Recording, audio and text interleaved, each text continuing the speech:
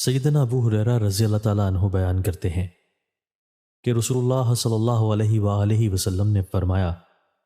جو اللہ تعالیٰ اور آخرت کے دن پر ایمان رکھتا ہو تو وہ اپنے مہمان کی عزت کرے، جو اللہ تعالیٰ اور آخرت کے دن پر ایمان رکھتا ہو تو وہ اپنے ہمسائے کو تکلیف نہ دے، اور جو اللہ تعالیٰ اور آخرت کے دن پر ایمان رکھتا ہو تو وہ خیر و بھلائی والی بات کرے یا پھر خاموش رہے۔ سیدنا ابو ہریرہ رضی اللہ تعالیٰ عنہ بیان کرتے ہیں کہ رسول اللہ صلی اللہ علیہ وآلہ وسلم نے فرمایا، جب ابن آدم مرتا ہے تو اس کے عمل کا سلسلہ بھی منقطع ہو جاتا ہے، مع سوائے 3 اعمال کے: صدقہ جاریہ سے،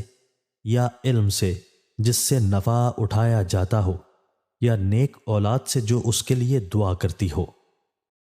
سیدنا علی رضی اللہ تعالیٰ عنہ بیان کرتے ہیں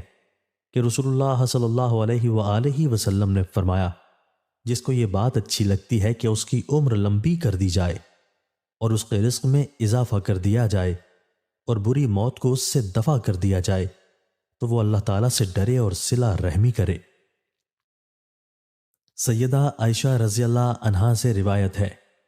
کہ نبی کریم صلی اللہ علیہ وآلہ وسلم نے ان کو فرمایا، جس کو نرمی عطا کی گئی اس کو دنیا و آخرت کی خیر و بھلائی سے نواز دیا گیا، اور صلہ رحمی، حسن اخلاق اور پڑوسی سے اچھا سلوک کرنے جیسے امور خیر گھروں اور قبیلوں کو آباد کرتے ہیں اور عمروں میں اضافہ کرتے ہیں۔